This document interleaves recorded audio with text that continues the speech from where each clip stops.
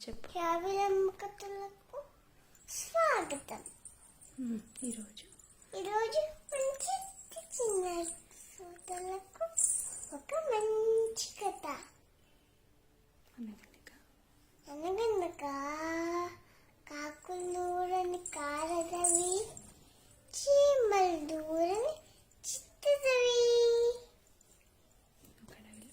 ఒక రైలు కాకుండేదంట.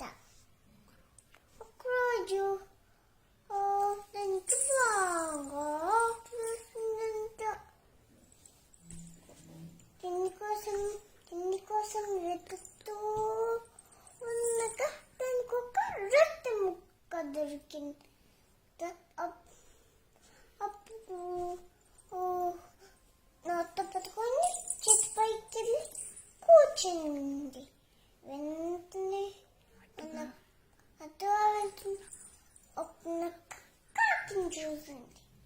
కాకిని చూసి ఎలాగైనా సరే ఈ రొట్టె ముక్క తీసుకుందా మా ఈ రొట్టె ముక్క తీసుకోవాలి అనుకునిందంట.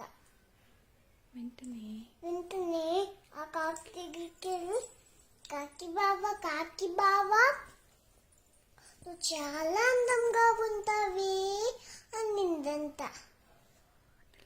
ఇంకా కాకి మురిసిపోయింది. కాకి బావ నువ్వు చాలా బాగా పాడతావంట కదా అందరూ అనుకుంటూ ఉంటే విన్నా.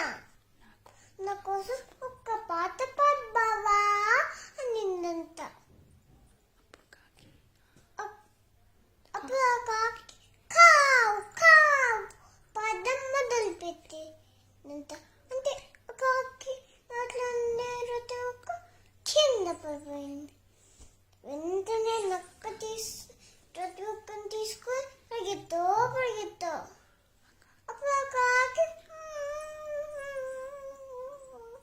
అని నేర్చిందంట. ఒకట్లో నీతి ఏంటంటే ఎదుటి వాళ్ళు పొగడ్తలకు పడిపోకూడదు. అది పిల్లలు ఆ కథ బాగుంది కదా. కథ కంచికి సెలవు. ఇక సెలవు.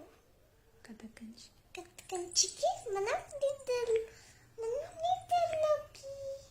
ఇప్పుడు మీ ఆద్య.